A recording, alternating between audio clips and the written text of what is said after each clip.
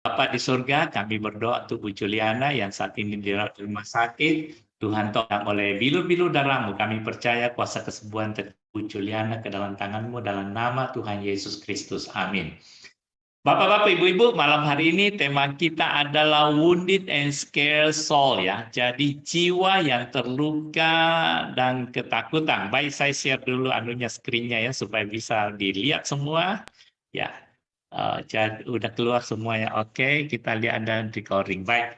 Ya, wounded and scared soul atau dengan kata lain jiwa yang terluka dan ketakutan. Nah, saya angkat tema ini karena beberapa waktu ini ada beberapa yang teman minta di konseling ya, khususnya 1 bulan ini banyak sekali suami istri yang saya konseling keluarga-keluarga, bahkan ada dari tempat jauh yang saya tidak kenal dikasih kenal. Dan saya lihat banyak kan ini terjadi di dalam keluarga, baik antara suami istri, ada juga yang terhadap dengan anaknya, ada yang terhadap orang tuanya, bahkan ada beberapa ini yang konseling sama saya dengan teman-teman sepelayanan maupun teman kerja di kantor.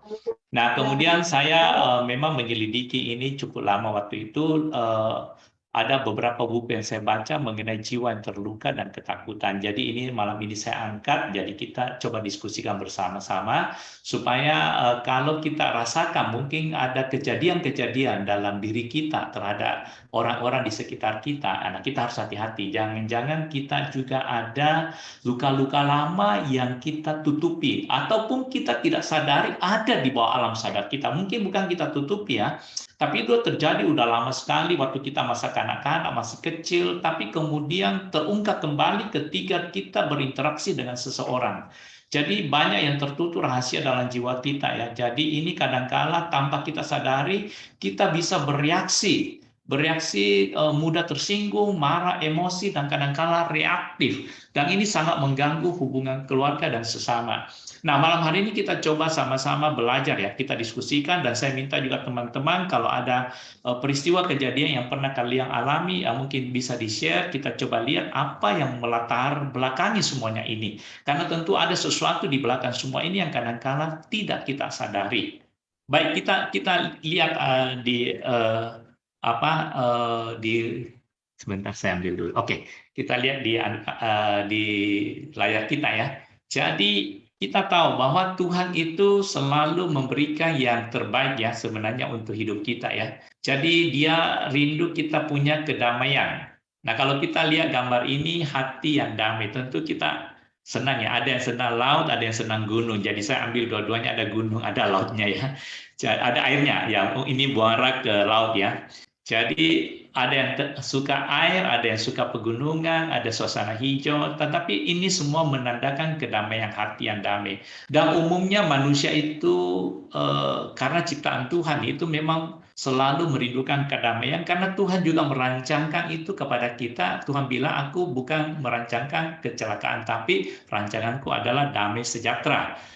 Ya, nah ini kita tahu semua di Yeremia pasal 29 ayat 11, rancangan damai sejahtera. Nah, Tuhan itu rindu kita semua ada dalam damai sejahteranya. Dan kita juga tahu di perjanjian baru di Yohanes pasal 14, boleh nanti catat di Alkitabnya. Yohanes 14 ayat 27 dikatakan apa? Tuhan berkata demikian, damai sejahtera ku tinggalkan bagimu. Jadi dia itu tinggalkan berdamai sejahtera. Dan dia juga dibilang, damai sejahtera ku berikan kepadamu. Bukan cuma diberikan, dia juga tinggalkan buat kita. Artinya dia mau kita hidup di dalam damai sejahtera itu. Nah, ini rancangan Tuhan ya. Jadi kenapa ini saya ungkap dulu di awal? Karena kita harus tahu bahwa blueprint dari setiap kita itu adalah menikmati damai sejahtera, kedamaian kita. Tetapi kita tahu kuasa kegelapan ya, kuasa-kuasa jahat ini maunya merampas damai sejahtera itu, dia ingin memberikan kekacauan dalam kehidupan kita, ketakutan. Nah, makanya kita lihat di dalam firman Tuhan, di Mazmur ada jeritan dari pemazmur di pasal 31 ayat 10 ya, saya bacakan saja. Ini pemazmur menjeritnya. Di dalam ceritanya ya saya bacakan, dengarkan baik-baik sambil berdoa. Pemazmur berkata demikian, kasihanilah aku ya Tuhan, sebab aku merasa sesak. Karena sakit hati menginaplah mataku, meranalah jiwa dan tubuhku. Perhatikan ada kata sakit hati. Karena sakit hati menginaplah mataku ya. Jadi matanya itu boleh dikatakan agak rabun, jadi kacau penglihatannya. Kemudian meranalah jiwa dan tubuhku. Jadi jiwa dan tubuhnya ikut merana. Karena dia merasa sesak, makanya dia berteriak, kasihanilah aku ya Tuhan. Nah ini adalah jeritan-jeritan manusia yang kadangkala kehilangan damai sejahtera Tuhan. Jadi tadi saya perlihatkan bahwa Tuhan itu merancangkan kepada kita menikmati damai sejahtera. Tetapi manusia yang sudah jatuh ke dalam dosa dan hidup dalam kedagingan, apalagi kalau tidak hati-hati dengan dosa, kejahatan atau apa, ya iblis ikut berpartisipasi mengganggu kehidupan kita, akhirnya seperti ini, sakit hati, kecewa, marah, semua ya. Jadi masa-masa lalu itu menginaplah mataku, meranalah jiwa dan tubuhku. Baik, kita lihat masuk ya, sekarang kita lihat hati yang terluka. Menurut survei ya, semua orang itu pernah terluka. Jadi ini berita yang sangat buruk ya. Jadi semua orang pernah terluka, ada yang lukanya ringan, ada yang lukanya berat, ada yang super berat, ada bahkan yang sampai bunuh diri ya. Jadi kita tahu bahwa manusia ini rentan terhadap hati yang terluka. Jadi saya katakan tadi ada yang sangat ringan, mungkin dia dari keluarga yang sangat baik, tetapi tetap ada. Pasti sekali-sekali dikecewakan, ada pertengkaran, itu biasa. Ya, karena ada iri hati, ada cemburu. Anak-anak sejak kecil itu sangat egois ya, sejak lahir egois. Nah, kadang-kadang kita lihat anak kecil siapa yang ada ajarin berbohong, bisa berbohong, cemburu di antara saudara. Ya, karena itu terjadi di dalam budaya dan juga dia lihat perilaku-perilaku orang sekitarnya semua.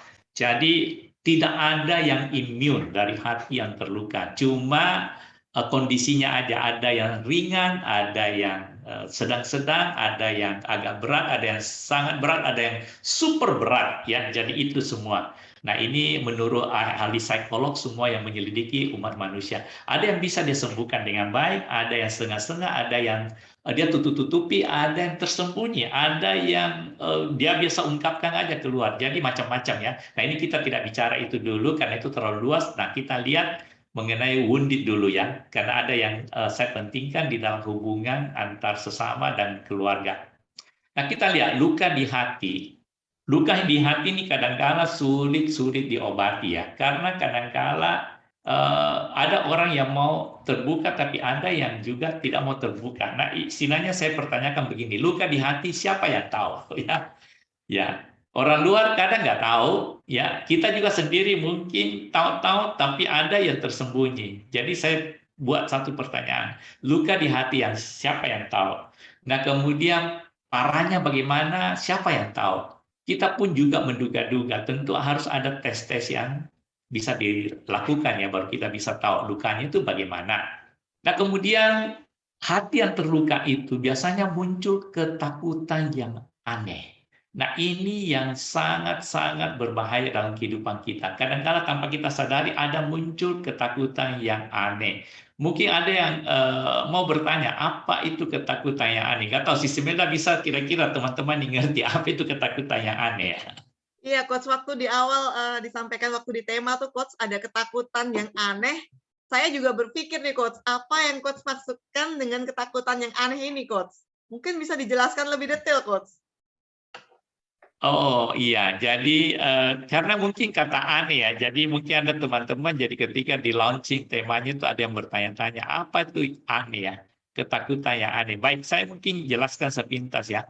Apa itu ketakutan yang aneh? Aneh karena orang yang mengalaminya sendiri kadang tidak menyadarinya. Jadi makanya dikatakan aneh, karena orang yang mengalami sendiri itu dia tidak terlalu menyadari bahwa dia punya ketakutan. Nah, bagaimana kita bisa deteksi tahu bahwa itu ketakutan yang aneh? Jadi biasanya itu begini, bisa diamati dari reaksi negatifnya terhadap suatu peristiwa. Jadi kita bisa tahu bahwa orang ini sebenarnya ada luka-luka yang dia tidak sadari dan ada ketakutan-ketakutan yang dia tidak sadari. Jadi itu akan terjadi ketika dia berkomunikasi dengan seseorang atau berinteraksi dengan seseorang atau bergaul dengan seseorang, tiba-tiba lawan bicaranya atau lawan komunikasinya atau teman bermainnya itu melakukan sesuatu gerakan atau body language atau perkataan atau tanya jawab, tiba-tiba itu dia bisa tanpa sebab itu dia bisa emosi, atau tanpa sebab tiba-tiba sebenarnya tadinya berbicara dengan apa, tiba-tiba bisa berdebat, ya. Jadi berdebatan, "Oh, aku nggak gitu kok, maksudku nggak gini, kenapa kamu bisa begitu? Itu salah." Atau tiba-tiba temannya, ngomong yang baik-baik apa, "Oh, nggak begitu." Bahkan kemudian mereka itu cekcok, berdebat. Akhirnya perdebatan itu sebenarnya tidak punya makna apa-apa, cuma sesuatu hal, tetapi ternyata reaksinya sangat negatif karena ada ketakutan. Jadi ketika perkataan temannya atau suaminya atau istrinya atau anaknya, orang tuanya itu menyentuh ketakutannya, itu dia akan bereaksi negatif. Dia akan coba melawan, dia coba akan defense, dia coba akan membela dirinya. Padahal orang yang mengajak bicara itu sebenarnya tidak punya maksud begitu. Nah, itu ketakutan yang aneh yang kadang-kala bisa muncul dari dalam diri seseorang ya. Nah, saya kasih satu gambaran. Kebetulan beberapa waktu ini saya dapat dari cerita dari Detikcom ya. Jadi ini ada lihat gambar ya, mungkin aneh nih. Loh, ada orang duduk di atas motornya juga tua, dan kalau kita lihat ini biasanya rumah-rumah begini ini rumah orang yang mungkin sorry ya kalau saya bilang mungkin pemulung atau orang yang sangat income yang sangat rendah, yang pas-pasan ya, yang biasanya ya ya pokoknya cukup-cukupan lah, yang sangat mungkin nggak bisa membeli rumah, jadi dia bangun rumah begini. Dan anehnya rumah ini ketika dilihat dari luar kan sangat buruk ya, ditempel-tempel dari seng, kuseng, dan ini nyata ini, karena fotografernya foto dulu rumahnya di luar, ya, luar. Tapi ketika dia masuk ke dalam, ya ini luarnya kotor dan kumuh. Ketika dia masuk ke dalam, kaget. Ternyata dalamnya itu ada wallpapernya, ada wallpaper, ada AC. Kemudian ada meja tulisnya cukup cakep, bagus, ya, bersih, sangat bersih di dalam. Kita lihat ada komputer, ada sofanya, tempat duduknya bukan dari kayu apa ya, mirip sofa. Kemudian dia ada gording, ya. Jadi sangat dengan luarnya. Dan ini kenyataannya di dalam, maka sampai di foto, makanya saya juga ambil fotonya. Dan kemudian dia juga sederhana kecil gitu, dia ada satu ruangan tamu, tempat tidur di sana, dan ada tempat istirahatnya. Dan kemudian dia ada WC, ya. Ada WC-nya, WC-nya itu pakai bathtub lagi. Makanya wartawannya bilang ini WC-nya ini kayak hotel bintang 5 karena toiletnya juga bagus ya. Itu ada dia kasih cermin, kemudian dia juga ada tempat untuk nyisir rambut apa itu kaca. Cerminnya itu juga bagus semua. Jadi kalau masuk ke dalam kamar mandinya itu dia bilang kayak bintang 4 atau bintang 5 hotelnya, jadi bagus sekali. Tapi di luarnya sangat kontras. Nah, ini saya ambil untuk memperlihatkan kita. Kadang-kala kita melihat seseorang itu di luar dengan di dalamnya itu berbeda. Atau mungkin sebaliknya ya. Jadi sebaliknya mungkin kita lihat ini sangat educated, high profile person ya. Mungkin iya sangat, dari luarnya sangat luar biasa. Saya ambil sengaja gambarin. Tetapi dalamnya siapa yang tahu? Ya. Kadang-kadang kan kita bisa lihat, ada bintang film itu ketika ada masalah narkoba, kenapa? Stres. Dia nggak tahu apa yang terjadi dalam hidupnya. Bahkan kita lihat ada yang bunuh diri.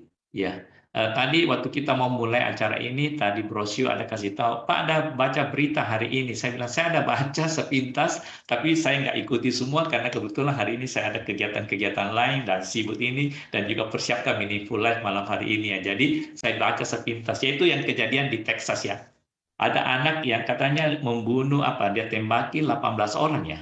18 orang mati, kemudian 3 orang dewasa, dan ini masih remaja umur 18 tahun ya, Texas. Nah, kalau saya nggak salah ingat, dulu di sini pun saya pernah ungkapkan ya, bahwa pernah kejadian di tahun 2007 itu seorang mahasiswa Korea, yaitu umurnya baru kira-kira 21, ya dia udah hampir tamat university ya. Jadi tahun terakhir di university-nya di Virginia. Dia keturunan orang Korea, tapi dia udah migran ke Amerika sejak kecil. Nah, kemudian dia tembakin orang juga, waktu itu lebih banyak mati, 32 orang yang meninggal. Di sekolahnya dia tembakin semua. Nah, kemudian diselidiki kenapa anak ini, padahal ketika ditahu itu cerdas pintar. Dan tadi brosur juga udah baca ceritanya, dia kasih tahu saya sepintas. Bahwa anak ini yang membunuh di Texas ya, mungkin nanti bisa baca ya. Saya nanti habis ini mungkin saya akan cari tahu ceritanya juga. Katanya cukup pintar, cerdas, umur 18 tahun. Education juga bagus. ya semua. Tetapi kenapa ada anger, kemarahan yang luar biasa? Itu reaksi. Kalau kita kan kadang-kala reaksi kata-kata, kita nyerang orang, kita coba lukai orang dengan kata-kata kita kasar ya. Kita maki-maki dia, kita coba dia sampai dia juga sakit hati, tetapi ini benar-benar sampai dia bunuh orang. Jadi itu udah sangat luar biasa sekali. Nah, orang Korea yang dulu yang saya pernah cerita juga itu yang bunuh 32 orang mahasiswa semua di sekolahnya, itu juga ternyata diselidiki, ternyata ada masa lalu juga. Jadi dia sangat marah kepada orang tuanya, kenapa dia umur 6-7 tahun itu harus pindah ke Amerika. Ini gara-gara orang Amerika semua, jadinya dia udah dendam, dia udah simpan semua. Dia bilang masa kanak-kanaknya hilang semua, dan dia masuk ke Amerika itu ketakutan, karena warna kulit berbeda, budaya berbeda, dan dia harus banting tulang waktu kecil, ya karena dia duluan dikirim oleh ayah ibunya untuk sekolah dulu, kemudian beberapa bulan kemudian ayah ibunya menyusul, dia ketakutan ketika melihat orang negro, dia nggak bisa berbahasa Inggris dengan baik, dia dibully, dia dilecehkan, dia diolok-olok, dia punya sakit hati, makanya dia dendam. Dia udah persiapkan semuanya, karena dia pintar, cerdas. Bahkan teman-teman sekolahnya bilang itu sangat pintar, cerdas, dan mereka kaget, kenapa orang ini bisa melakukan itu? Nah, ini yang kita lihat. Jadi kadang-kala mereka tidak sadari apa yang terjadi dalam hidupnya. Itu mungkin si Smelda ya. Jadi makanya kita harus super hati-hati dengan diri kita sendiri. Ya, Coach, kadang yang seperti Coach sampaikan tadi ya, kita ngerasa kayak baik-baik aja, Coach. Kita nggak tahu nih, apakah kita ini ada luka di dalam atau enggak. Terus bagaimana caranya kita tahu bahwa kita ini ada luka yang masih belum sembuh, Coach, di dalam? Apakah ada listnya mungkin, Coach, yang kita bisa langsung bisa aware, oh, kita harus hati-hati nih, gitu. Boleh dibantu, Coach? Ya. Jadi memang ada saya coba cari-cari beberapa ya yang mungkin kita bisa coba lihat apakah di dalam list ini kita ada atau tidak supaya kita bisa tahu supaya kita bisa aware ya, kita bisa hati-hati waspada diri kita. Jadi gini, kadangkala ada pertengkaran yang saya amati, ya saya lebih banyak bicara suami istri karena saya lebih banyak konseling itu, yang banyak pertengkaran antara suami dan istri karena ini, luka-luka lama yang tidak disembuhkan dan ketakutan. Jadi banyak suami heran, dia bilang, Coach, kenapa saya ngomong begini, istri saya itu reaksinya selalu negatif, selalu mau melawan saya dan selalu berdebat, dan saya selalu mau disalahkan gitu. Ada juga istri demikian sebaliknya. Jadi ini yang sangat berbahaya. Dan ketika saya tanya istrinya atau suaminya, dia bilang, oh saya tidak bermaksud begitu, saya enggak. Tapi ketika ada yang saya bilang, saya suruh anaknya, coba kalau papa mamamu berantem, coba rekam ya, saya mau dengar ceritanya. Nah ketika dia rekam, udah kelihatan. Nah ketika kita perdengarkan kepada suami maupun istri, dia bilang, loh saya tidak maksud gitu, kenapa saya bisa ngomong begitu ya, kenapa saya begini-begini. Nah itu yang aneh, saya bilang. Jadi ada ketakutan yang aneh muncul dari reaksi kita. Dan biasanya pertengkaran itu diulang-ulangi. Selalu hal yang sama ketika dia menyerang. Yang saya biasa katakan, ketika suaminya mengeluarkan jurus Shaolin Si, dia juga keluarin jurusnya Shaolin Si. Kalau Butompai juga. Jadi jurus-jurus yang mirip-mirip sama. Jadi perhatikan ya, pertengkaran-pertengkaran khususnya di keluarga yang tinggal bersama, itu biasanya nadanya, kata-katanya itu hampir-hampir mirip ya. Jadi kalau dia mulai menyerang keluarga dari si pihak wanita, si wanita ini juga akan menyerang suami punya keluarga-keluarga, bahwa ayahmu itu begini juga, ibumu juga begini, saudaramu begini. Jadi saling serang menyerang. Nah kalau mengenai pekerjaan mereka juga akan menyerang. Jadi ini yang unik-unik semua. Nah baik, kita coba lihat ya.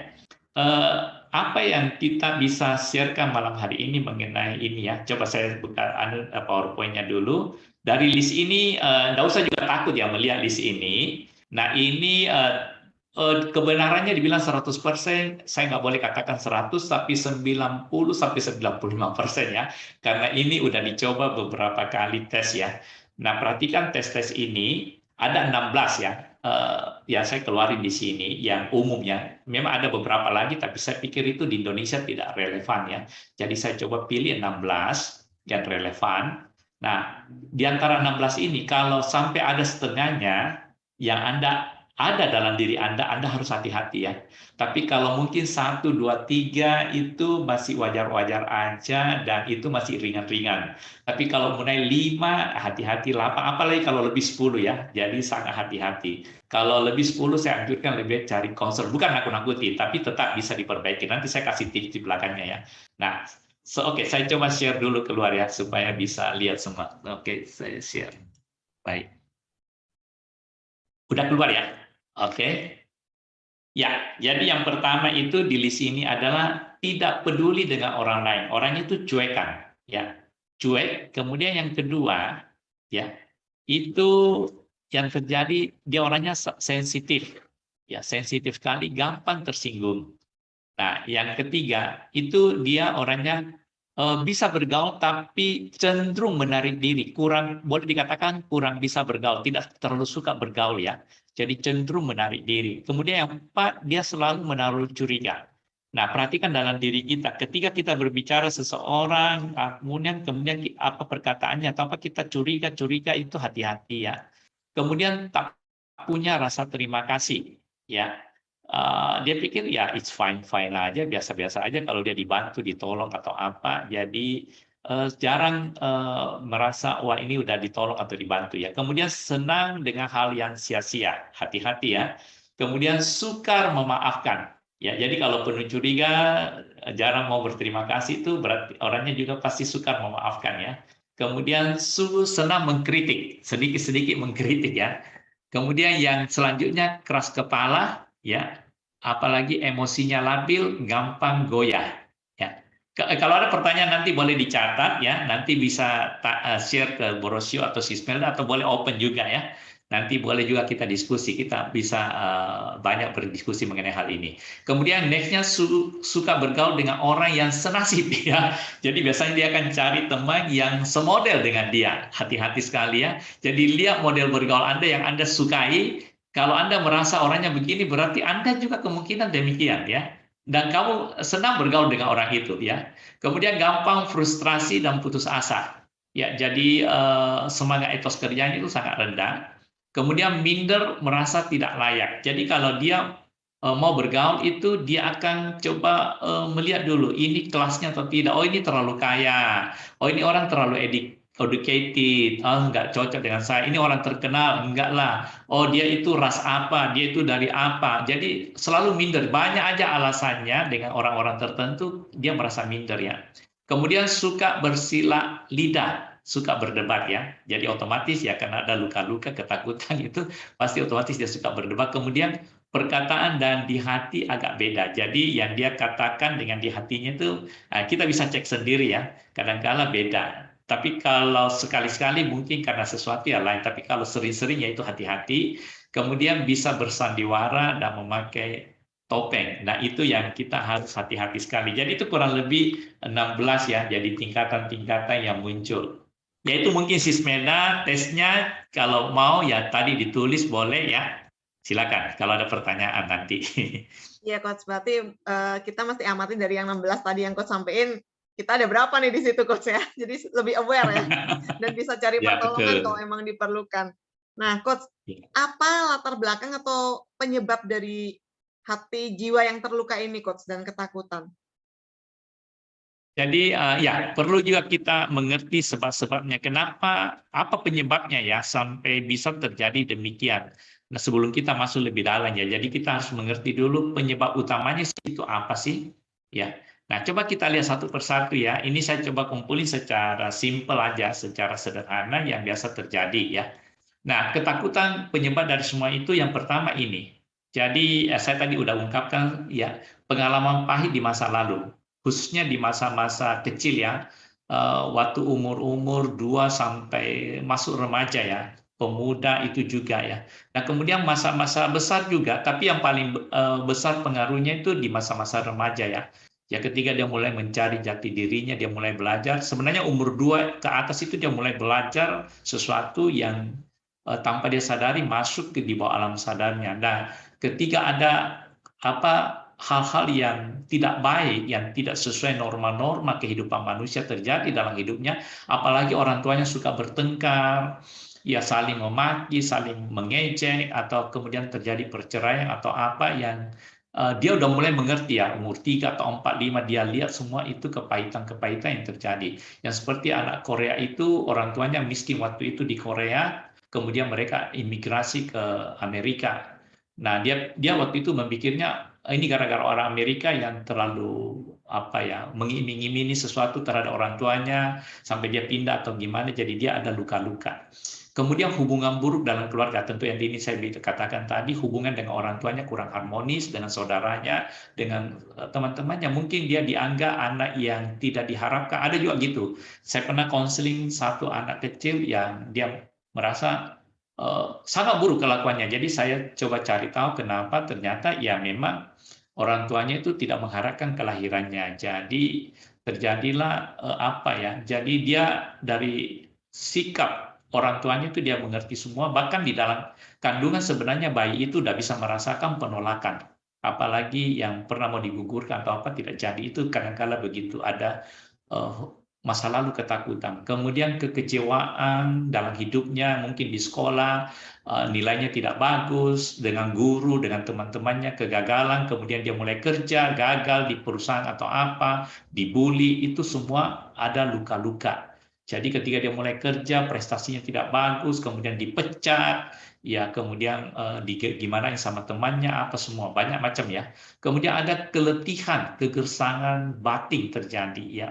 Ya karena dia tidak punya tujuan hidup, pengharapannya tidak ada, kemudian tidak ada yang memberi dia semangat hidup, dia tidak dimotivasi dengan baik, tidak dipimpin, diajari dengan baik. Jadi ketika dia mengalami kekecewaan, kegagalan-kegagalan dalam kehidupannya, itu terjadi keletihan, kegersangan dalam batinnya. Dan itu menimbulkan ketakutan dalam kehidupannya. Dan dia sudah membayangkan bahwa kedepannya akan terus begini, dan itu membuat dia defense. Dia coba menjaga dirinya karena dia merasa dia sendirian. Tidak ada yang bisa menolong dia. Jadi itu adalah batin ya, hati yang letih gersang. Kemudian keinginannya yang tidak terpenuhi. Ini juga ternyata menjadi bagian. Ketika saya selidiki benar, ketika waktu kecil, masa-masa remaja, pemuda ada keinginan-keinginan yang tidak terpenuhi, dan itu ketika dia mulai bisa mendapatkannya, itu sebenarnya bagus, tetapi di balik itu dia ingin membuktikan sesuatu, jadi sebenarnya dari ketakutannya, keinginan itu tidak terpenuhi lagi, walaupun sekarang ini terpenuhi, tetapi tetap ada ketakutan bahwa itu nanti jangan-jangan tidak terpenuhi. Ya, jadi itu masalahnya. Pemahaman yang keliru, jadi banyak pemahaman ini juga terjadi di sekeliling-keliling dia ketika dia mulai bertumbuh dewasa, mendapatkan hal-hal yang keliru dari sekeliling-sekelilingnya. Nah ini masih bisa diperbaiki, kemudian orangnya akan tertutup dan agak minder. Ini yang terjadi masalah-masalah dalam kehidupan, penyebab-penyebabnya semuanya itu ya. Nah kita bisa lihat juga dalam firman Tuhan mengingatkan kepada kita apa? Amsal pasal 10 ayat 12 mengatakan demikian, kebencian menimbulkan pertengkaran. Perhatikan ini ya, kebencian menimbulkan pertengkaran. Jadi ada luka-luka. Luka-luka itu otomatis adalah bibit-bibit kebencian. Karena luka-luka itu terjadi karena yaitu kekecewaan, ya, karena dilukai, ya, karena ditinggalkan, dibully, dibiarkan, ya, direndahkan, diolok-olok, ya, dipecat seperti tadi. Ya, jadi itu kebencian-kebencian dan akhirnya menimbulkan pertengkaran. Jadi tidak heran, jadi luka-luka lama itu sebenarnya efeknya adalah ketakutan-ketakutan. Tetapi ketakutan itu dia usahakan dia tutupi, dia defense dirinya, akhirnya dia coba membuktikan sesuatu, dia coba mengungkapkan sesuatu supaya dia jangan lagi direndahkan, ya, ditekan atau apa, makanya timbul pertengkaran. Nah, di Amsal pasal 10 ayat 12 ini juga mengingatkan kepada kita bahwa ada pertolongan, yaitu tetapi kasih menutupi segala pelanggaran. Amsal pasal 10 ayat 12 ini sangat singkat, simple, pendek, tetapi memiliki makna yang sangat dalam terhadap hati yang terluka itu, hati yang ketakutan itu. Nah, ini mengingatkan kepada kita hati-hati, karena kebencian, hati yang terluka, ketakutan itu akan menimbulkan pertengkaran. Nah, ini yang kadang-kala terjadi dalam keluarga-keluarga, dalam hubungan sesama. Nah, tetapi Amsal di sini juga mengingatkan, hanya boleh dikatakan gitu ya, tetapi kasih menutupi segala pelanggaran. Hanya kasih yang bisa menutupi segala pelanggaran. Nah, tetapi orang-orang yang sudah di dalam sana, yang sudah ada luka-luka, ya ada ketakutan-ketakutan, itu sulit sekali untuk menikmati kasih. Bahkan mereka bilang kasih itu sebenarnya tidak ada. Saya pernah counseling beberapa orang, Pak, itu saya nggak percaya ada kasih. Semua itu demi kepentingan orang kok, Pak. Semua itu karena iri hati, cemburu, ingin menang sendiri semua kok. Sesungguhnya nggak ada kasih. Saya bilang, masa sih? Dia bilang, saya nggak pernah merasakan kasih. Jadi orang yang tidak pernah merasakan kasih, yang penuh kebencian, itu dia menganggap kasih itu tidak ada.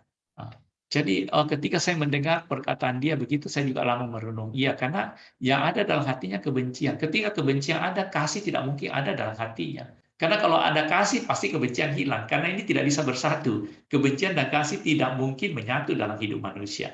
Ya, jadi ini yang perlu kita hati-hati sekali, dan kita juga harus perhatikan dalam diri kita masing-masing ya, karena itu akan sangat-sangat berbahaya. Mungkin itu ya saya yang bisa saya sharekan mengenai penyebab-penyebabnya ya, kurang lebih begitu sih, Melda. Terima kasih Coach untuk penjelasannya Coach. Dan selanjutnya Coach, setelah kita tahu nih sebabnya apa, kita juga pengen tahu nih Coach, kalau kita biarkan saja ini, apa dampaknya Coach dalam kehidupan kita? Dampaknya ya. Baik, kita lihat dampaknya, tapi sebelumnya itu saya ingin share sedikit mengenai yang tidak kelihatan dulu ya, supaya kita bisa lihat dampaknya. Karena ini juga perlu ya kita mengerti dampaknya. Tetapi kenapa bisa berdampak demikian? Kita lihat dulu di internal kita ya. Jadi ketakutan yang tidak kelihatan di internal kita itu munculnya dari mana? Jadi boleh dikatakan ya, karena gini. Jadi di internal seseorang itu dia merasa ditolak. Jadi ketika kita berdiskusi atau berbicara atau lagi ngobrol-ngobrol, tiba-tiba perkataan lawan bicara kita itu ada rasa tolakan dari dia terhadap pendapat kita, ya kita itu merasa ditolak. Ya, kemudian atau kita merasa tidak dihargai, kemudian dipandang rendah, atau dianggap bodoh, tidak mengerti. Jadi tergantung percakapan yang lagi kita dialog sama teman, atau dengan istri atau suami, atau dengan orang tua, atau dengan anak, atau dengan saudara. Nah, ketika kita merasa dari perkataannya itu kita merasa ada tolakan, atau kita merasa sedikit tidak dihargai, atau kita merasa dari perkataan itu kayaknya memandang rendah saya ini, kayaknya saya dianggap bodoh. Seakan saya itu tidak mengerti. Ini dia merasa begitu ya, karena orang yang terluka ini. Jadi orang yang hatinya pernah terluka, ketakutan, itu walaupun perkataan-perkataan itu baik, diskusi-diskusi itu biasa-biasa saja, jawaban orang itu baik-baik aja, pertanyaan orang itu biasa-biasa aja, tetapi ketika di dalam internalnya dia merasa dia itu ditolak, tidak dihargai, kemudian merasa dipandang rendah, dianggap bodoh, tidak mengerti. Oh, kamu ini, dia merasa ya tidak tahu apa-apa, merasa disepelekan, dilecehkan, dibiarkan, ditinggalkan, bahkan merasa saking dimusuhi, disalahkan, ditekan. Nah, perasaan-perasaan internal ini itu biasanya muncul di orang-orang yang terluka, pernah hatinya yang terluka, dan muncul ketakutan ini. Jadi ketakutan ini, ketakutan ditolak, ketakutan tidak dihargai, ketakutan tidak dipandang, ketakutan dianggap bodoh, ketakutan dianggap tidak mengerti, dianggap tidak tahu apa-apa, ketakutan nanti disepelekan, nanti dilecehkan, ketakutan nanti dibiarkan, nanti ditinggalkan, ketakutan dimusuhi, disalahkan, ditekan, macam-macam. Jadi ini yang ada di internal orang-orang. Jadi dampaknya akan begini, dampak kerusakan yang timbul itu berbuah begini. Terjadi ketegangan dengan sesama, otomatis. Ya, jadi pertanyaan, perkataan, atau diskusi orang-orang tertentu dengan kita itu akan jadi tegang. Karena kita sudah defense dengan diri kita. Kita tidak melihat lagi di balik kata-kata orang itu, pertanyaan orang itu yang indah, yang baik, yang negatif, yang positif, yang memotivasi. Sebenarnya orang itu mau menolong, tapi kita, yang internal kita, yang bereaksi yang sangat-sangat jelek. Jadi akan timbul ketegangan. Kenapa bisa timbul ketegangan? Otomatis jawaban kita itu akan menyerang orang itu. Kita akan coba berdebat, kita akan coba melawan dia, kita akan coba merendahkan juga dia, kita juga coba akan menyerang. Bagaimana dia juga merasa saya itu lebih pintar dari kamu, kamu itu juga bodoh gitu loh. Jadi akan ketegangan ya. Kemudian mentalitas dan kejiwaannya akan rusak. Jadi mentalitas orang yang sudah terluka ketakutan ini, jiwanya itu pasti rusak. Karena kenapa? Yaitu tadi, dia tuh selalu curiga. Dia tuh selalu merasa minder ya. Dia selalu ingin mencoba lebih hebat dari orang lain supaya dia jangan sampai merasa dia tidak tahu apa-apa. Dia ingin menonjolkan sesuatu, dia ingin membuktikan sesuatu bahwa dia itu tidak bodoh, dia itu tidak begini. Karena ketakutan-ketakutan itu dia nggak bodoh atau dia tidak tahu apa-apa. Jadi dia coba mengeluarkan semua sesuatu yang sebenarnya tidak perlu. Nah, itu yang kita katakan mentalitas dan kejiwaan yang rusak. Bahkan bisa kata-kata kotor, bisa kata-kata yang melukai orang, bisa menyerang orang ya dengan ganasnya gitu loh. Nah, seperti tadi itu bisa membunuh sampai pakai senjata. Nah, komunikasi yang kacau. Kenapa jadinya komunikasi yang kacau dampaknya? Karena sebenarnya orang itu kita bisa berdiskusi dengan baik-baik, kita bisa saling tanya jawab dengan baik-baik, kita bisa share sesuatu dengan baik. Tetapi karena itu, ya reaksinya yang kurang bagus, jadinya komunikasinya jadi kacau. Nanti jadinya ya bertengkar, berdebat ya. Kemudian cara berpikirnya jadi kerdil. Pasti kerdil karena dari pengamatan semua dia tidak akan belajar sesuatu yang baik.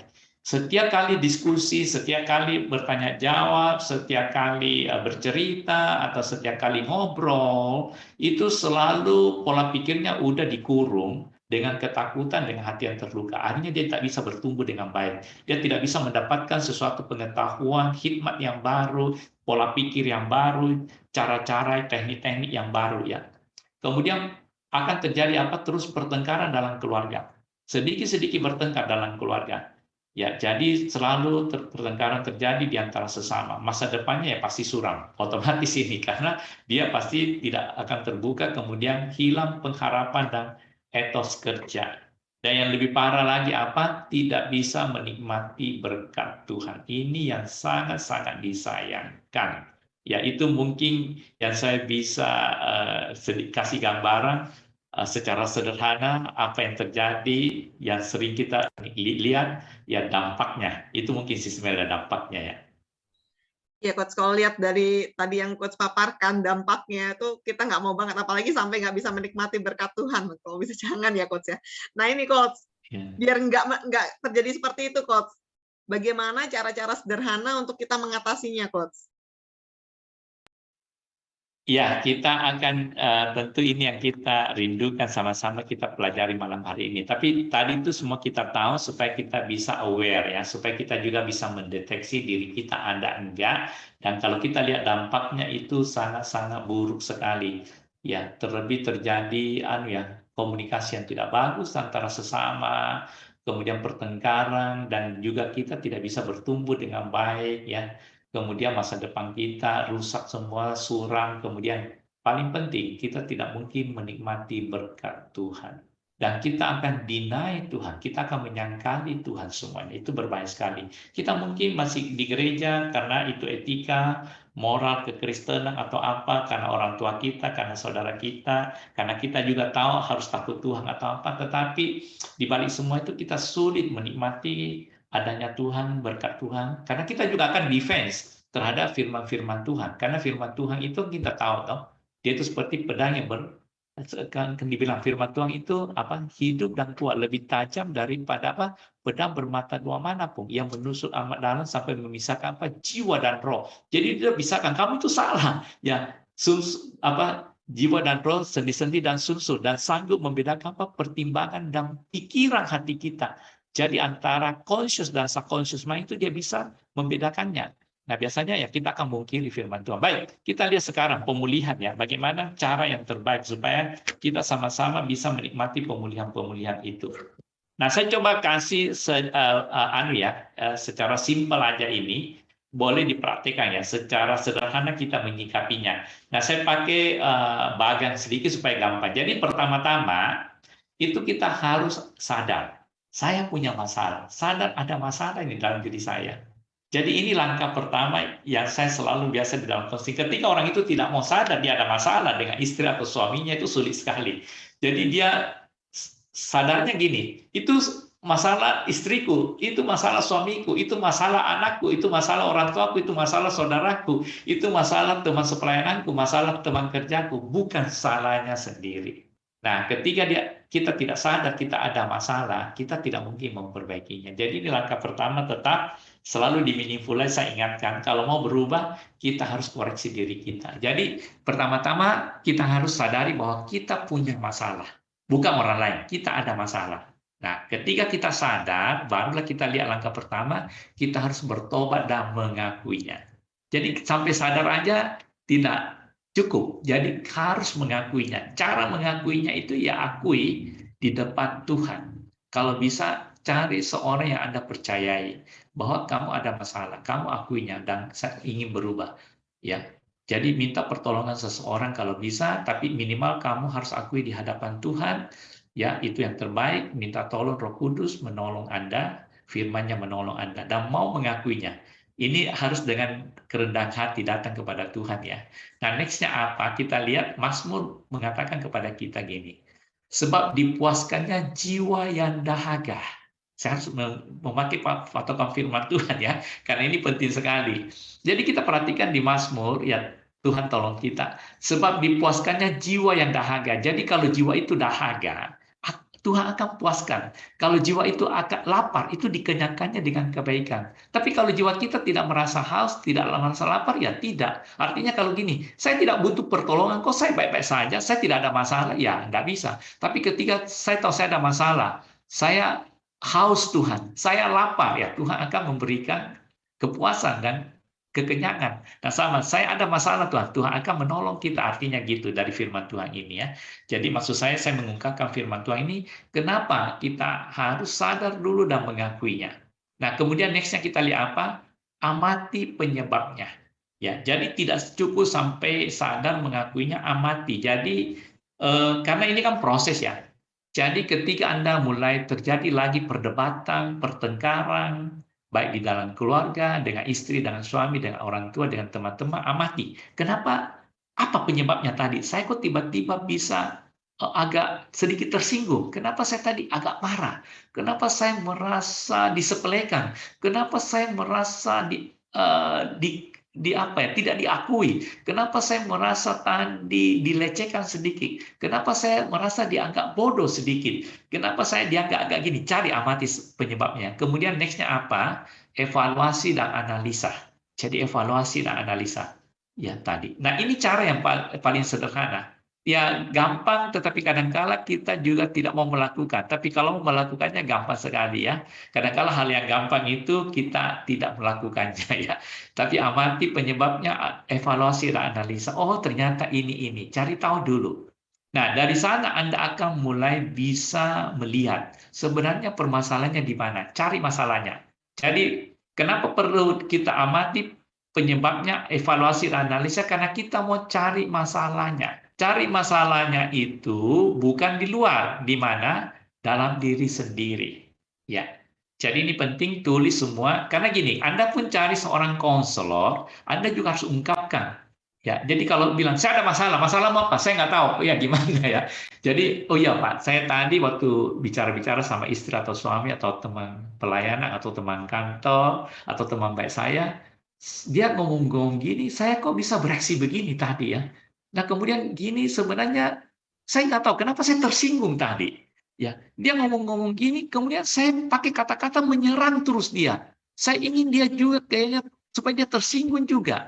Kemudian juga dia mau merasakan apa ya, ada apa dalam diri saya. Jadi itu pentingnya amati, evaluasi, analisa dalam diri kita. Jadi kita lihat semua. Kenapa? Karena firman Tuhan juga mengingatkan kita demikian. Di 2 Timotius 1 ayat 7 saya bacakan aja ya. Sebab Allah memberikan kepada kita bukan roh ketakutan, melainkan roh yang membangkitkan. Perhatikan ada 3, kekuatan, kasih, dan ketertiban. Ingat ya, Tuhan memberikan kita roh, bukan roh ketakutan. Ya. Jadi kenapa saya tadi takut tersinggung? Kenapa saya takut ini, takut itu, takut itu? Berarti itu ada sesuatu yang salah. Nah, karena Tuhan memberikan roh apa? Kekuatan, kasih, ketertiban, bukan ribut-ribut, tertib ya. Tertib dan kekuatan. Saya percaya diri kok. Mau dilecehkan apa, saya ketawa-ketawa aja. Mau disepelekan, ya saya tahu saya kuat kok. Ya saya percaya, tidak perlu, dan saya mengasihi dia atau apa. Seumpama memang orang gitu. Memang itu tujuannya. Tapi umumnya kan kalau teman baik, keluarga kan tidak mungkin begitu. Cuma ada sesuatu hal aja dalam diri kita, makanya kita merasa demikian. Nah ini kita harus hati-hati sekali. Nah kemudian next-nya ya udah berdoa. Ini penting sekali. Pertolongan yang paling utama itu adalah dari Tuhan. Saya harus katakan ini, konselor pun tidak mampu. Ya, Anda punya konselor yang sehebat apapun, sorry, dia cuma bisa memberikan tips-tips kepada Anda. Tetap hanya Tuhan, ya dengan kuasa rohnya, firman-Nya yang bisa memampukan kita. Karena dia telah mati di atas kayu salib untuk dosa-dosa, kelemahan-kelemahan kita, kutuk-kutuk dosa, semua kekurangan kita. Itu dia mati di atas kayu salib untuk itu. Dan dia berikan firman-Nya untuk kita diperbaiki. Perhatikan firman Tuhan dikatakan apa? Segala tulisan yang diilhamkan Allah, dikatakan apa? Memang bermanfaat untuk apa? Mengajar. Untuk menyatakan kesalahan. Untuk memperbaiki kelakuan. Perhatikan, untuk menyatakan kesalahan, memperbaiki kelakuan. Ini kan yang kita rindu. Oh, ini kamu salah, dia perbaiki. Kemudian apa dikatakan terakhirnya? Dan untuk mendidik orang dalam kebenaran. Itu firman Tuhan. Ya, nanti cari ayatnya di mana itu ya. Segala tulisan yang diilhamkan Allah memang bermanfaat untuk apa? Mengajar, untuk menyatakan kamu itu salah, untuk memperbaiki kelakuanmu, untuk mendidik orang dalam kebenaran. Makanya kita perlu berdoa. Nextnya apa? Perbaiki hubungan di diri sendiri. Ini penting sekali. Jadi karena masalah itu ada dalam diri kita, sesudah berdoa, Tuhan tolong perbaiki terus hubungan dengan dirimu sendiri. Apa yang dimaksud dengan perbaiki hubungan dengan diri sendiri? Karena kita ada masalah dengan diri kita. Kita tidak percaya bahwa Tuhan telah memberikan roh kekuatan. Kita tidak percaya bahwa kita ini didesain dengan luar biasa. Kejadianmu dahsyat dan ajaib. Kita ini lupa bahwa kita anak-anak Tuhan yang sudah diberikan pengharapan, dituntun, sudah dibebaskan dari masa lalu semua. Jadi ini harus perbaikan terus. Ini tentu proses yang perlu waktu ya. Jadi perbaiki hubungan diri sendiri semua. Jadi cari luka-luka itu, perbaiki, ampuni orang yang mungkin pernah bersalah kepada Anda, yang Anda mungkin simpan di bawah alam sadar Anda, tanpa Anda sadari bahwa kamu masih benci kepada kelakuan seseorang di masa lalu, pernah melukai Anda, membuat bully, apa segala macam. Perbaiki semua hubungan dengan diri sendiri. Kemudian next-nya apa? Perbaiki hubungan dengan Tuhan. Kalau ini Anda bisa lakukan, saya percaya pasti dipulihkan.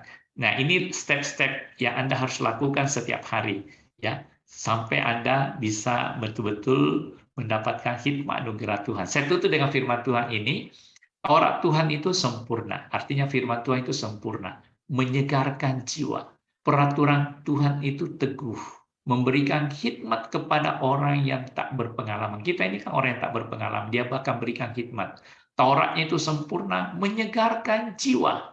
Peraturan Tuhan itu teguh, tidak ada goyah kiri kanan, dia teguh, tetap adil dan setia. Yaitu mungkin saya bisa sharekan firman Tuhan pada malam hari ini ya kepada kita semua. Tuhan memberkati. Silakan kalau ada pertanyaan. Terima kasih Coach Wardi. Bapak Ibu silahkan apabila ada pertanyaan, Bapak Ibu boleh ketik di kolom chat atau Bapak Ibu bisa langsung unmute untuk langsung ditanyakan dan direspon oleh Coach Wardi. Ini udah ada beberapa pertanyaan yang masuk, Coach. Tadi waktu Coach jelaskan list itu, ini ada pertanyaan, Coach. Penuh curiga dengan waspada, apa bedanya ya, Coach? Penuh curiga dan waspada, tentu beda ya. Kalau waspada itu kan Tuhan juga, firman Tuhan juga selalu kita harus waspada. Itu berjaga-jaga artinya. Tapi curiga itu beda sekali. Kita curiga itu dengan asumsi-asumsi di balik pola-pola pikir kita yang sedikit ke arah negatif. Ya, kita tidak percaya diri dan kita juga tidak percaya kepada penyertaan Tuhan. Dan ya ini penting sekali. Kita kalau kita suka curiga, berarti kita punya iman percaya kepada Tuhan itu agak sedikit terkontaminasi karena perkataan-perkataan orang. Apakah itu istri atau suami? Kalau kita curiga, harusnya kita jangan taruh curiga kepada orang yang kita tahu dekat kepada kita, apalagi kepada suami atau istri. Walaupun dia melakukan sesuatu atau apapun, kita tidak perlu curiga karena itu bagian hidup kita. Ya, waspada boleh, tapi curiga jangan. Jangan-jangan dia maksudnya begini. Jangan-jangan dia gini, jangan-jangan gini, jangan-jangan.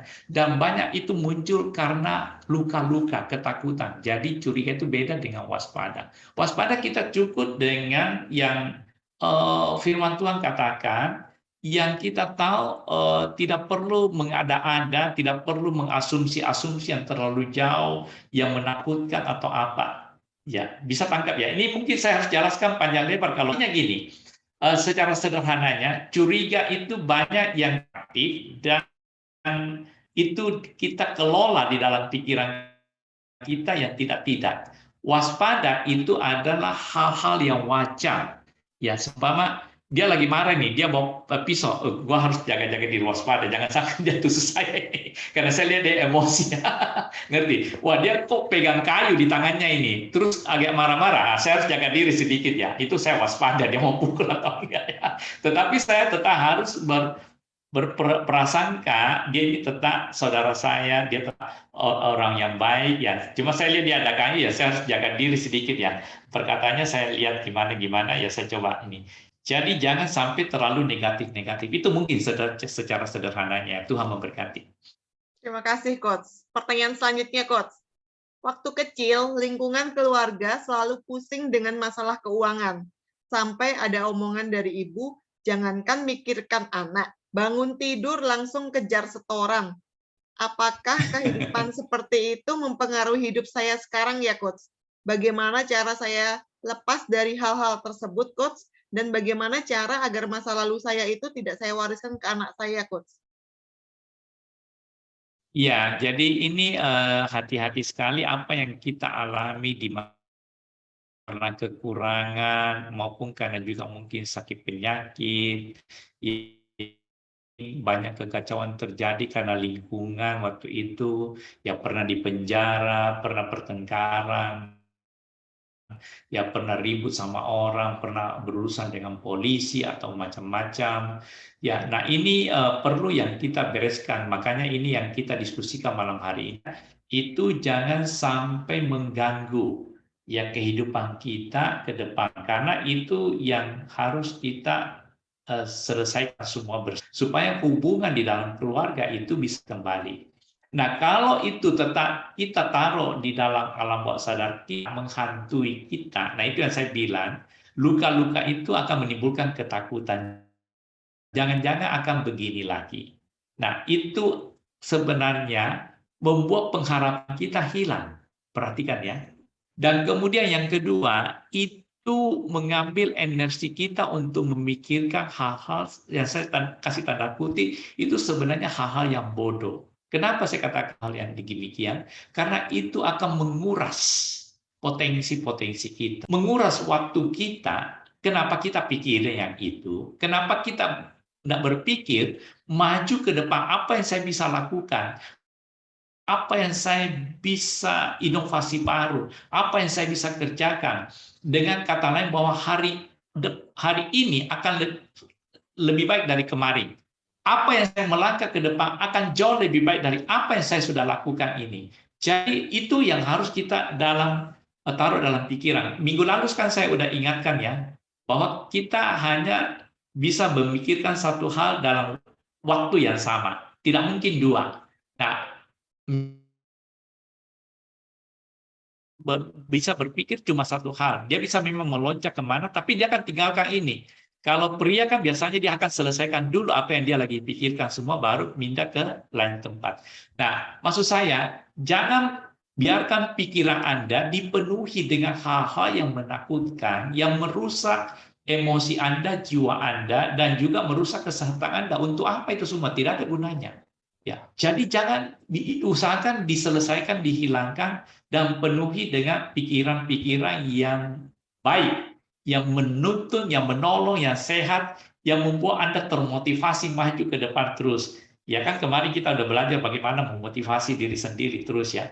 Jadi itu yang harus kita pikirkan terus, bagaimana kita melangkah lebih baik, lebih baik.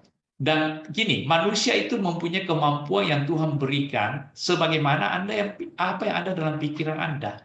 Perhatikan ya. Firman Tuhan begitu, apa yang Anda pikirkan itu yang akan terjadi terus. Dan apa yang Anda pikirkan itu berulang-ulang, itu akan menggerakkan seluruh potensi dalam diri Anda, daya Anda dalam kegerakan.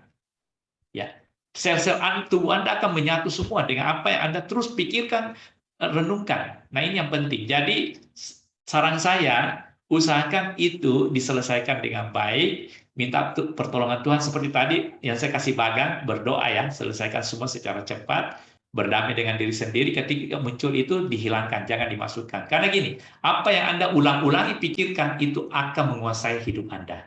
Jadi jangan sampai kegagalan, kekecewaan masa lalu itu berulang-ulang Anda pikirkan terus, itu akan menguasai hidup Anda. Dan kemudian Anda punya rencana-rencana kerja, pengharapan akan terhambat semua. Itu mungkin dari saya, Tuhan memberkati ya. Terima kasih, Coach. Jawabannya juga menginspirasi, Coach, ya, untuk kita selalu memikirkan hal-hal yang baik ya. Pertanyaan selanjutnya, Coach. Apakah tingkah laku saya sekarang berkaitan dengan masa lalu saya, Coach? Bagaimana caranya membedakan antara kelakuan sadar saya dengan kelakuan alam bawah sadar saya, Coach? Jadi gini, kelakuan-kelakuan alam bawah sadar kita itu kadang-kala dia secara otomatis. Ya, otomatis ketika ada pemicu. Jadi seperti ada tombol yang ditekan, dipush dalam diri kita. Ketika luka lama itu di bawah alam sadar itu dipencet, itu dia akan bereaksi muncul. Ya, jadi memori-memori itu akan muncul keluar dan dia langsung menguasai pikiran kita ya. Jadi memori itu langsung loncat. Jadi seperti file. Jadi seakan-akan Google search ya, tiba-tiba file itu muncul disepelekan, tiba-tiba memori sepelekan itu keluar filenya semua di kepala, langsung kepikir, wah ini mau menyepelekan aku ini mau membuli saya ini, jadi berkas-berkas bulinya itu keluar semua. Oh, saya pernah ini dikata-katai dulu, dimaki-maki. Itu kata-kata itu keluar semua di pikirannya langsung. Nah, yang dia pikirkan bukan apa yang dia percakapkan, dia langsung bereaksi apa yang ada dalam pikirannya, menyerang kembali gitu loh. Bisa tangkap di sini. Nah, jadi reaksi-reaksi yang spontanitas itu dan yang yang aneh ya, yang aneh sekali, dan Anda merasa, loh kok aku bisa begitu tadi? Nah, itu Anda catat analisa. Loh kok aku bisa bereaksi begitu tadi? Harusnya kan nggak begitu. Kenapa saya bisa marah ya? Kenapa saya bisa tersinggung? Kenapa saya pakai kata-kata yang membalas melukai begitu? Kenapa nada suara saya kok tiba-tiba meninggi? Kenapa saya tadi tiba-tiba merasa nggak enak sekali? Tadi saya udah gembira, tiba-tiba perkataan orang itu membuat saya tidak enak. Ya, itu mungkin caranya ya. Bisa tangkap ya, secara sederhananya begitu tentu. Terima kasih, Coach. Jadi kita harus selalu aware gitu, Coach ya. Maksudnya setiap kali kejadian kalau kita bereaksi suatu sesuai yang bagan tadi, Coach ya. Jadi selalu terapkan bagan yang sama itu setiap saat gitu ya, Coach ya. Jadi kita ke depan tuh lebih tahu setiap kali ada kejadian, oh ini kelihatannya tombolnya lagi dipencet nih. Jadi lebih aware lagi supaya nggak reaksinya jadi negatif. Coach, Bapak Ibu silakan ya apabila masih ada pertanyaan, nih nggak terasa udah jam 9 juga nih, Coach. Ya, boleh langsung resen aja kalau ada yang belum di-chatting ya. Iya, silakan kalau ada yang mau di-unmute boleh Bapak Ibu ya. Dan ini sepertinya lebih ke statement ya, Coach. Bagaimana dia bisa sembuh dari jiwanya yang terluka jika dirinya tidak mau menyadari bahwa jiwanya itu sakit? Ya, seperti tadi saya ungkapkan di bagan saya, pertama-tama dia harus sadar menyadarinya. Kalau dia tidak mau menyadarinya, ya sorry, kita juga angkat tangan. Tuhan pun angkat tangan kok. Kalau kita baca firman Tuhan, ya semua, Tuhan juga memberitakan, ya ini keselamatan loh. Kalau kamu percaya kepada saya, ya kamu diselamatkan, dilepaskan dari dosa-dosa, kutu dosa, semua kesulitanmu. Tapi kalau nggak percaya, ya sudah, Tuhan juga tidak pernah memaksa kok. Ya, di perjalanan kisah para rasul, semua rasul-rasul juga memberitakan kabar baik, ada yang bertobat, ada yang tidak, bahkan ada yang mengolok-olok Tuhan Yesus kan. Nah, sama. Jadi kita kembali, saya juga counseling orang, kalau dia mau sadar, ya baru saya lanjutin. Kalau enggak, ya percuma, nggak bisa. Ya biasanya saya cuma doakan supaya dia sadar aja. Kalau enggak, ya kita nggak bisa apa-apa toh. Ya, Tuhan tidak pernah juga memaksa, apalagi kita memaksa. Ya, jadi itu penting sekali, sadar dulu ya. Itu mungkin ya. Terima kasih, Coach. Jadi kalau kita mau bantu pasangan kita pun, ya harus dari dirinya sadar sendiri dulu, Coach ya. Kita nggak bisa bantu orang yang tidak menyadari bahwa dirinya punya masalah ya, Coach. Yes, betul sekali. Kecuali Tapi orangnya juga mau belajar gitu, Coach ya. Mau berusaha ya, untuk sembuh. ya. Tapi gini, kita juga tidak boleh putus asa. Nah, nanti next-nya saya akan bicara, tetap ini temanya sama, tetapi saya akan lebih banyak kepada family. Saya udah berdoa tadi dan juga ngobrol-ngobrol sama beberapa teman. Jadi nanti kita punya tema tetap sama, wounded and scared soul, tetapi ada tema kecil, kita akan lebih fokus kepada family relationship killer. Jadi pembunuh hubungan dalam keluarga. Jadi saya akan lebih fokus karena banyak yang bertanya mengenai keluarga. Pak, bisa fokus nggak ke keluarga aja nanti? Iya. Jadi mengenai wounded and scared soul ini di dalam keluarga, khususnya hubungan suami istri dan hubungan dengan anak. Itu aja saya akan fokus, saya tidak akan bicara banyak yang lain. Jadi kenapa banyak perceraian terjadi? Kenapa banyak ketidakakuran di antara saudara? Kenapa banyak antara orang tua sama anak kekecewaan terjadi? Yaitu semuanya karena ini wounded. Jadi saya akan lebih fokus, lebih rinci minggu depan ya berbicara mengenai family relationship killer. Kadang-kala banyak orang tua, saya nggak bisa mengerti anak saya, kenapa bisa begini Pak? Anak juga, kenapa orang tua saya begini Pak? Ya, dan lebih parah itu suami istri, kadang-kala banyak sekali. Nah, yang saya bilang tadi, saya mau katakan jangan pernah putus asa gini, karena saya juga dapati banyak kadang-kala ada yang suaminya tidak mau berubah sama sekali. Tetapi istrinya dengan tekun, nah kan saya bilang, Pak kalau suami saya nggak mau berubah, saya bilang terus kamu. Nah memang ternyata ada, tidak semua, tapi sebagian besar ada. Ketika lewat ketekunan pasangannya, istri atau suami yang terus berubah, yang terus berdoa, ternyata akhirnya pasangannya juga sadar suatu hari. Jadi gini, semua manusia itu kan punya jiwa, punya kesadaran ya, punya awareness sebenarnya. Nah pada satu titik, ya dia akan sadar. Makanya Mark Twain pernah mengungkapkan bahwa ada dua hal penting dalam kehidupan setiap manusia. Sangat penting ini dua, hanya dua, yaitu pada saat kamu lahir. Yang kedua dia bilang, saat kamu ketemukan why, kenapa. Saya pernah ungkapkan di Meaningful Life ini. Pada saat itu, kenapa? Kenapa ini terjadi Tuhan? Kenapa ini? Kenapa ini? Nah itu muncul awareness. Ketika kamu bertanya why, kenapa? Kenapa saya bisa begini? Nah, ketika kamu oh iya berarti ada sesuatu. Ya, kenapa saya hari ini bisa ada di sini Tuhan? Saya temukan, oh ternyata Tuhan begitu sayang sama saya. Kenapa saya bisa bertobat? Oh, karena Tuhan begini. Ya. Kenapa saya bisa sembuh? Wah, ternyata Tuhan punya rencana indah ini. Kenapa saya ada di sini? Oh, Tuhan punya rencana ini. Kenapa saya alami persoalan ini? Ketika saya ngeh, intinya kalau bahasa kerennya ngeh. Ya, ngeh. Nah, itu. Jadi jangan juga putus asa kalau dia belum sadar saat ini, tetap berdoa. Hanya doa aja, dan perubahan diri kita akan membuat dia terkontaminasi gitu loh. Ya, itu mungkin dari saya, Tuhan memberkati. Minggu depan kita akan lebih banyak bicara family relationship killer ya, mengenai wounded and scared soul ya. Terima kasih, Coach. Sangat menguatkan, Coach ya, statement yang terakhir untuk tidak menyerah ya, Coach ya.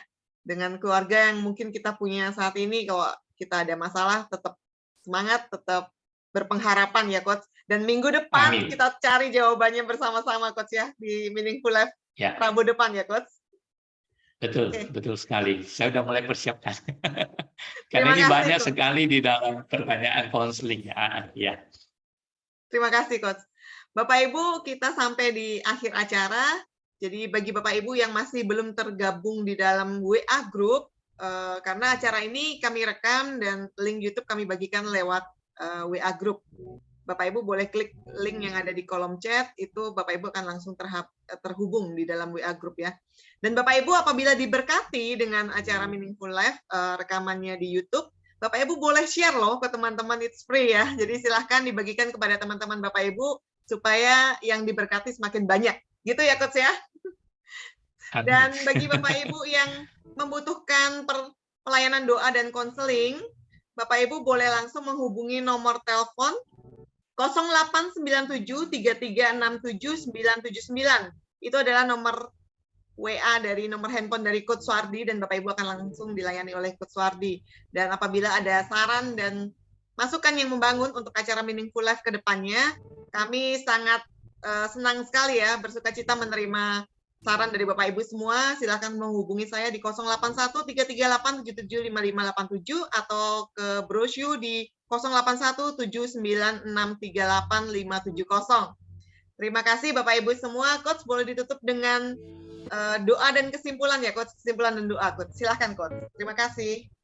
Baik, ya Tuhan memberkati semua. Jadi perlu sekali kita hati-hati dengan diri kita semua, karena kita tidak ada satu pun yang kebal, artinya yang imun. Jadi kita harus selalu aware. Sampai sekarang pun saya kadang-kala juga masih aware dengan diri saya ketika ada reaksi-reaksi tertentu. Itu pun masih ada juga kadang-kala.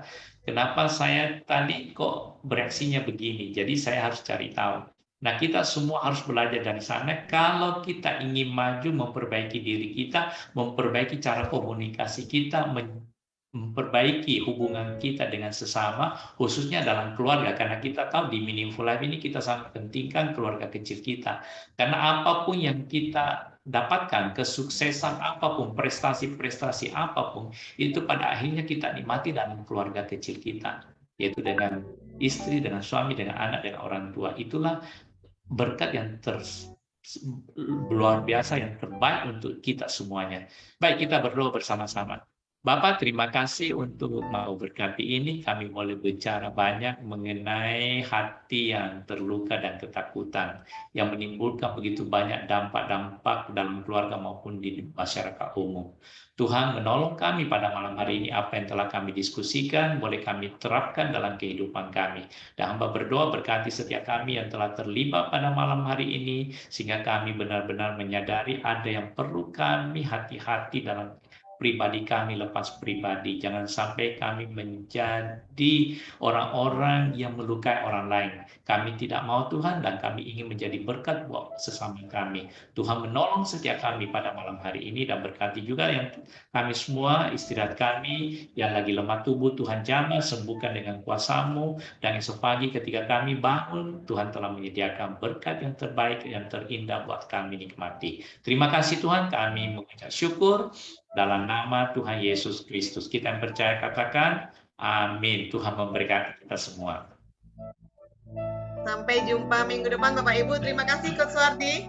Terima kasih Bapak Ibu atas partisipasinya. Terima kasih. Selamat malam. Tuhan berkati. Tuhan berkati. Selamat malam, Ade. Terima kasih Pak Suwardi.